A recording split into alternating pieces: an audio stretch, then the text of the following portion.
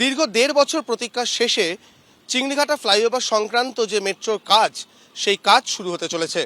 শুক্রবার রাত ৮টা থেকে কাজ শুরু হবে এবং তার যে প্রস্তুতি ইতিমধ্যেই নেওয়া শুরু হয়ে গিয়েছে। মেট্রো আধিকারিক থেকে শুরু করে যারা কর্মীরা কাজ করবেন, তারা ইতিমধ্যেই যে মেশিনগুলো ব্যবহার হবে সেগুলোর যে নিশ্চয়তা সেগুলো নির্দিষ্ট করে নিচ্ছেন।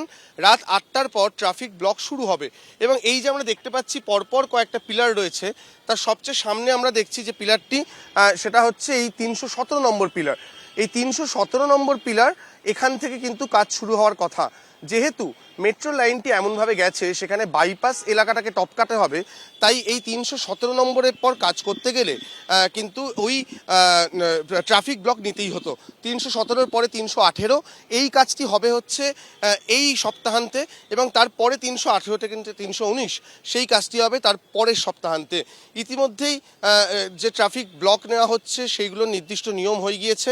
এই যে গাড়িগুলো এই মুহূর্তে উত্তরমুখী হয়ে রয়েছে পরপর গাড়ি সিগন্যালে দাঁড়িয়ে, এই রাস্তাটি এই সপ্তাহান্তে শুক্রবার রাত ৮টা থেকে সোমবার সকাল ৮টা পর্যন্ত বন্ধ রাখা হবে এবং উল্টো দিকের লেনটি, দক্ষিণ দিকে যে লেনটি যাচ্ছে তার কিছুটা অংশ পরের শুক্রবার থেকে তারপরে সোমবার সকাল ৮টা পর্যন্ত বন্ধ রাখা হবে।